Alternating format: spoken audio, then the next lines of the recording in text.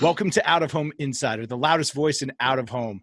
Today's guest is going to bring us up to date on the world that we're all excited to get into, the world of skiing and snowboarding. Winter's almost here. We've got Nick Haggard. He's the director of direct and programmatic sales at Alpine Media, and he's going to inform us about what the outlook is for the ski season and how you can take advantage of the very unique assets that Alpine has. Nick, thanks for being here. Thank you. I appreciate it. This is a fun conversation today. It's always fun for me to talk about skiing and snowboarding. It's my ultimate passion. It's the passion of our founders as well. So it's always fun to sit down and kind of talk about not only the ski season that we have approaching, but also then how we're amplifying our customer engagement across the ski resorts as well. Yeah, for sure. Right. Like out of home's fun. But if you're a skier or snowboarder, I'm sure it's like a lot of fun to work for a media company that specializes in helping ski resorts. Exactly. Well, hey, I found a passion. I've been in the world of media for a long time. Worked at iHeartRadio for a very long time. So pretty much have sold everything in the world of media outside of broadcast television. And it's really interesting getting into the out-of-home space now for the past 4 years. And seeing the difference it is, it's definitely a camaraderie in the world of out-of-home media that I've never experienced before in the world of radio or digital media. It's a different scene. So it's been exciting for my growth and also for our company to really see and get more partnerships within the world of out-of-home than we ever thought would happen. Yeah, it definitely has its own unique subculture, and I think that's kind of that's a lot of the appeal to it is. You could come up with any idea and you want to sell space somewhere out of the home and welcome to the community. Now you're an out of homey. So it's pretty cool. The culture behind it. It's the same thing. I came from a digital marketing background where it was just cutthroat. We're all trying to take each other out. Here, it's really been a helpful collaborative environment. So why don't you tell everybody who's listening, what is Alpine Media and how is it that you help brands position in front of ski resort attendees? Yeah, it's a good first place to start, right? Is explaining actually who we are. So Alpine Media really started in a car ride up to Winter Park Ski Resort. The founders were very engaged with the National Sports Center for the Disabled up there. They help disabled skiers and snowboarders get back onto the slopes. And we're helping out that weekend as far as getting people out and showing them around the mountain. The tough thing that they were talking about on the way up to the ski resort was, man, I really wish in real time I knew if the run from top to bottom was going to be moguls, or if the top of the mountain was negative 30 degrees and with 30-mile-per-hour winds. I wouldn't take some of my disabled participants there. Thankfully, sitting in that car was an aerospace engineer who was able to develop the idea of our patented and world's first ever digital displays on chairlifts. So that was what created Alpine was really an information-based platform to give real-time information to better the experience for skiers and riders. From there, it just grew. Once we started getting into resorts, they asked, well, hey, where else can you provide this type of information? This is valuable for our skiers and riders. Where else can you put it? So that's when we started to get more into the world of digital out of home and create placements across the entire ski resort. So from ticket office to welcome centers to food halls to big outdoor displays. For those of you that are listening that are skiers or snowboarders, the world of skiing is very antiquated in the form of communication that they're able to provide the skiers and riders. A lot of times it was literally whiteboards at the bottom of a chairlift that would tell you snow totals or if there was a missing child. So that's what really also amplified our growth is that resorts were wanting this, ability to communicate with the resorts, have multiple touch points across the mountain. And that's how kind of then it continued to evolve and looking at our financial model and then began, well, hey, it makes sense for relevant brands to be able to message this audience too. So that's when we moved past just being an information-based SaaS model for ski resorts to also then having the opportunity at select resorts to also have a digital out-of-home advertising placement as well. So really using out-of-home to create a more immersive experience for the folks that are there, which I'm sure adds value to their experience. Is that something that's a value proposition for the ski resorts that you work with? Is that how they're looking at it? Yep, exactly. Yeah, there's two different sides of the business. I'm talking to resorts. We're talking about the value that we bring to the resort, the ability for them to not only provide valuable information as far as location, where someone should ski across the mountain, but that dispersing crowds is a big one. All ski resorts are looking to do that, especially in the world of COVID. Promoting specific promotions they have going on across the mountain. Marketing can get on there and create a list of events that are going on across the mountain. And then for safety protocols too, if there is a missing child, if there is an avalanche danger inbounds, these are things that they can take over all of our displays and communicate that to the guests in real time, immediate. Yeah, I mean, going from a whiteboard to a real-time alert and entertainment and content and ad platform is pretty incredible. How do you see COVID impacting park attendance over the winter? Yeah, so that's a big one for us right now, and this is working with Geopath on this, really trying to get our audit through on what those impressions look like. We're expecting anywhere between a 15 to 20% decrease in visitation. It's just reality. The big thing that's interesting to look at is that domestic travel, we expect to be up. I live in Steamboat Springs, Colorado. We expect more visitation from Denver, Fort Collins, Colorado Springs, people that are driving, people that want to get out of the city. Data has already shown that from occupancy reports here in the mountains, we're actually seeing more visitation in the past 2 months than we've seen the year prior. Wow. So domestic travel's up. It's all this, the international travel is going to be almost close to zero. There's not going to be much international travel to ski. And then there's going to be a decrease in traveling over state lines to go to ski resorts. Those decreases outweigh the increase of domestic visitation. So we do see a decrease in total attendance, which we've factored into all of our impression counts and all of our pricing. It's interesting because it kind of reminds me of like the value of a database, right? Email marketing, where we all hate unsubscribes, but ultimately what you're left with after people unsubscribe are the most curated audience. And you sort of have a similar scenario playing out here, in that the audience that will be there is a really intense ski audience. Is that a fair assessment? Yeah. And, I think you hit on a good point too, that I'm excited about as an avid skier. When you look at last year, Vail released a picture or video of someone going up the chairlift on a powder day on the weekends that showed a lift line that literally went from the base of their gondola almost halfway up the mountain. I think I'd have just turned around and walked up.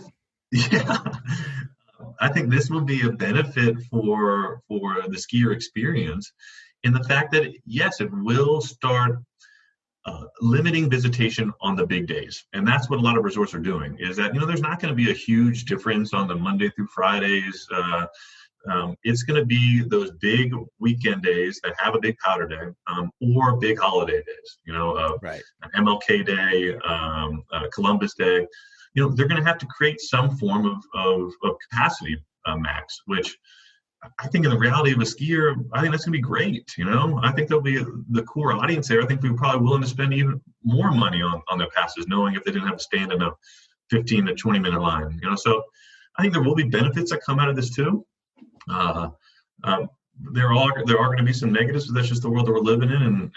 And the fact though that ski resorts are going to be open and people can get outdoors and doing the sport they love, that's what the focus needs to be. Absolutely. And Nick, you lead up the sales team, direct and programmatic. How does a brand come to buy Alpine Media programmatically? Programmatically, we're tied into Vistar's SSP, which Vistar is incredible. They're really taking the reins and running with bringing programmatic into the digital out-of-home space. They're pretty much now partnering with tons of DSPs that can have access to their inventory. So, they're really being the hub for anyone who wants to get access to the out-of-home space, whether it's static or whether it's digital. They're doing it both. So it's an exciting time, because every single year we see more and more interest, more and more excitement, from conversation this week with Kinetic and their programmatic team. They see excitement on being able to to move and manage money in a way where if the ski resorts are open and malls are closed or major sporting venues are closed, it's pretty easy to just move money in the programmatic space to still be able to provide a successful overarching campaign. And that's the value that Vistar is bringing in the world of out of home is more access to programmatic channels, which I think we'd all agree where a lot of digital media is going. Right. And in coming from a buy side background, the ability to move money on the fly like that, instead of calling up a vendor and saying, hey, I got to cancel this. I'm trying to get out of a contract. I'm trying to get space booked here. Right. Yeah, I could do it from my computer and just shift the money. Right. Is it beyond just that? What are you hearing is the appeal programmatically from buyers? From buyers, I think it is just it's ease of adding to their omnichannel approach. Meaning that there are other forms of mediums that are a lot easier to purchase. Right. It's simple. The world of digital, SEM, SEO, all of it can be done, with clicking some buttons and hitting go. Out of home really hasn't had that capability. Digital changes that in the fact that now digital out of home has the ability to kind of get into this type of marketplace where someone can go and take all of their mediums from radio to digital to TV, connected TV to now digital out of home, and do it all in one ease of a programmatic platform. And I think that's the big thing. For the supply side, for my end, what I love so much about it too is that we have limited inventory. That's something that we've promised all the resorts. It's something that we've kind of held to us. We're going to keep a very limited amount of partners. It is great for me within the Vistar platform to see creative come through that I get to look at it and I get to approve it or deny it. That's something that in the world of programmatic is not normal. Normally it's all in real time. For us, the fact that Vistar has provided that is key for our ability to engage on the programmatic channels, is to kind of see what partners are trying to come through, what ads are coming through, not accepting everything, keeping it very clean and beautiful, which across all displays is our ultimate goal. So the immediate, thought is, ski and snowboard brands make sense to do this, but what are some brands or categories that should be considering this type of audience that maybe traditionally haven't? Yeah, I love you asked that question because when I first came into this role, I thought, man, tech brands in the ski world, ski apparel, man, this is going to be easy. In reality, they don't spend a lot of marketing dollars. So really our biggest partners have been in other verticals. Healthcare has been a huge one for us. Education has been a big one for us. Alcohol, for those of you that are skiers or snowboarders out there, you know how great it is at the end of the day to have a beer, have a bourbon, so those are brands that resonate. Fitness brands, those people that are, the new Theraguns and Hyperices out there, those massaging tools, those have been big ones for us. People that are willing to spend on a Peloton, that's definitely our audience.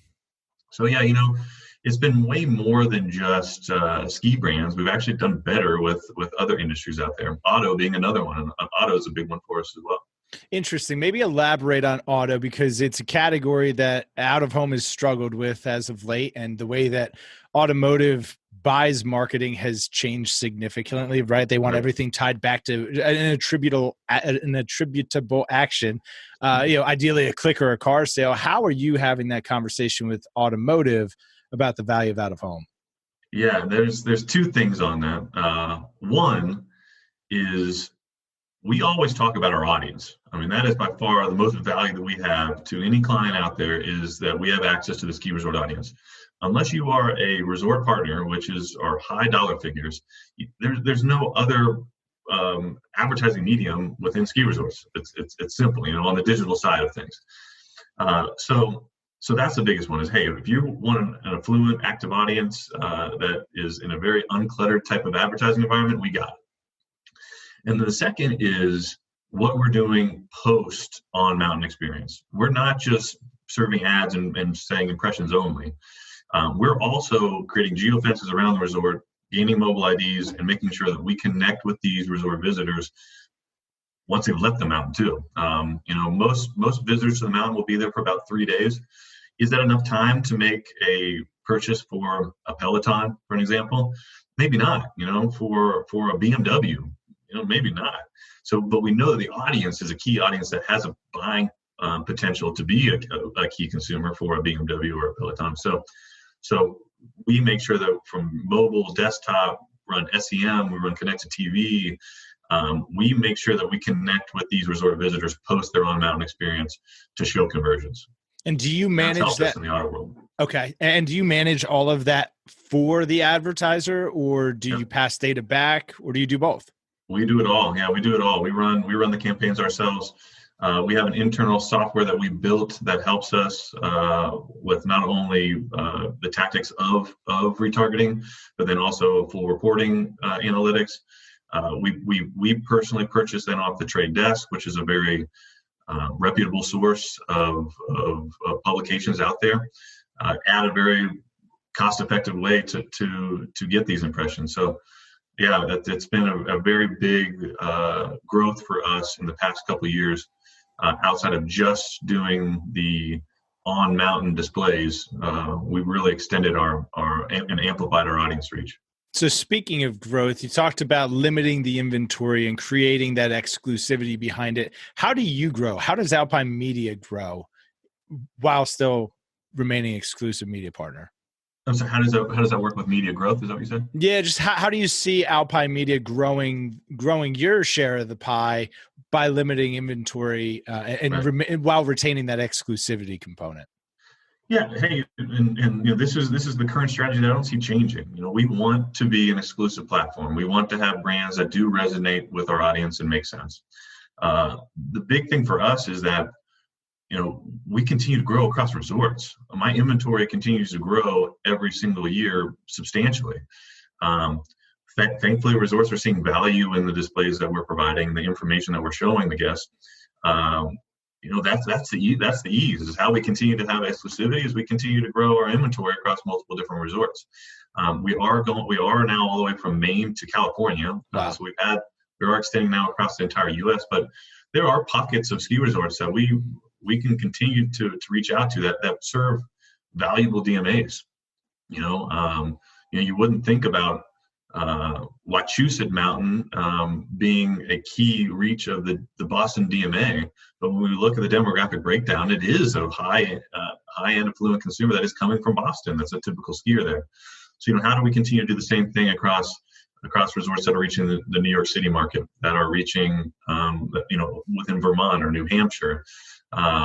There's new locations that we continue to explore and grow in, which is our ultimate route of keeping exclusivity, but growing our total reach. Yeah, it's interesting because I'm out in Northwest New Jersey. And while we don't have, I think we've got one ski mountain, Mountain Creek, not too far from here.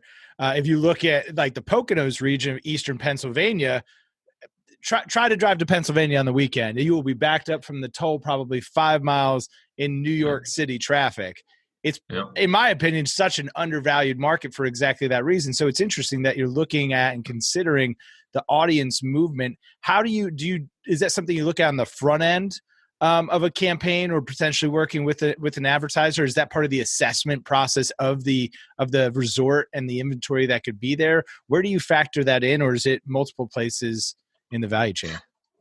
As a growing company, I wish that we did always have the ability to look forward and understand the inventory that was going to be available, but that's not the case. I mean, we're constantly having new partners coming on mid-season. Last year we had a Telluride on 1/1, midway through the ski season. That's hard. That's hard to look at revenue projections and look at inventory optimization in a scenario like that. But hey, it's just our situation. And it's great. The fact we're totally fine adding inventory, even if it is not an ideal place timing. The big thing that we're trying to do is normally towards the end of ski seasons is when we are talking to new resorts, beginning the process. For something like our Lift digital technology, it's not only a big capital investment on our part, but it takes some time. We have to go in there and for something like at Winter Park, we have 624 displays across their chairlifts. That takes some time. And that's just the chairlifts. Just on the chairlifts, yeah. So Yeah, so recognize, so we're always trying to get ahead of it when we can, but then we're also recognizing that it's something that if it comes in at a bad time, we're still going to do everything within our power to get everything up and running and functional before the season or even mid-season. What if a resort already has some screens on the premises and they're just looking for a better way to optimize and monetize those screens? Is that something that you work with? Oh yeah, for sure. We have tons of different pricing options from a SaaS model to including advertising and then rev share based off of that. And then also with displays, we have a partnership with Samsung. So, our ability to purchase large indoor and outdoor TVs, which I think probably a lot of people don't recognize how expensive outdoor TVs actually are. Give us an idea. How much? They're 10,000 plus. Damn! So that's not cheap.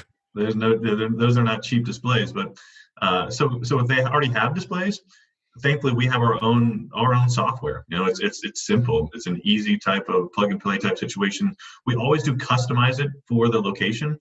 So whether it's a ski resort or whether it's a large lodge at the base, we customize it for their facility. So it'll have their logo on it. It'll have information relating to whether their resort or their location. And we always have a control center for the resort and or the location to update information themselves. So that's a big part of the partnership is they're ingrained in it. They have the ability to go in there and change any information that's up there, add new information each day. They have the capability to do all of that. Wow. Nick, professional stuff aside, what are you most excited about right now? I'm excited for the ski season to start. As we talked about at the beginning of this, it's a passion that I have. It's a passion my family has. I have a little girl who is 3, and this is her second season she's going into. So at the age of 2, she was already learning the plow and how to do pizza and French fries. This year is going to be a big growth for her, and I'm excited to be part of that because I take her out as much as I can. Very cool. Very cool. And are you a podcast guy? You a reader for motivation, education? Where do you go? Podcast and a reader. Reader is typically always business stuff. I need to get back into my fiction that I love so much. And podcast has been a big one for me. During the workday, during commuting, podcast is a big one for me, not only on the side of business, but also with some stuff that just takes my mind off of reality. For sure. Totally agree. I usually read the whole Harry Potter series around this time, but I don't read it. That's a big claim. I listen to it.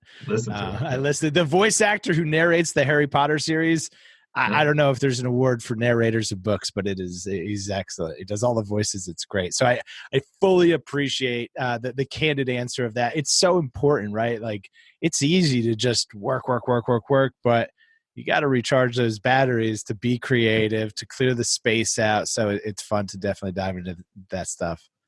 Nick, how do people? Yeah, here in a couple of weeks, I'll be able to put the skis on and feel my thrill. Yeah, absolutely. I'm excited for you. I'm excited for all of us. And it's definitely exciting to hear that you're expecting a good season, good turnout, and a great opportunity, again, to reach a really specific curated audience. So appreciate all that insight. Nick, where should people go to connect with you, learn more about Alpine? AlpineMedia.com, and you'll see that we have other lines of business outside of just ski resorts. We have now started getting into theme parks, HOAs, senior care facilities. So we're continuing to grow in different verticals. So if there's interest outside of our audience just at ski resorts, we have different audiences out there as well that we can connect with. And then LinkedIn, I'm very active on LinkedIn. Please connect with me. That's the social media channel that I browse through. And I love commenting and reading other articles. So if you got anything that's important for me to look at, please share. And Nick makes great videos in really beautiful places too. So you should follow him just for that. Oh man, I got to give my little girl some props. She's been Avery, who's 3, and I guess I got Nora, my 10-month-old, involved in some of those videos too. But she definitely helped create some good content. And I promise this season, when we actually can be on the slopes, to provide even better fun videos to pay attention to. Well, I'm excited to see it. Nick, thanks so much for being here. If you found this helpful, please share it with somebody else who could benefit. And as always, make sure to smash that subscribe button down there in the corner, and we'll see you guys next time.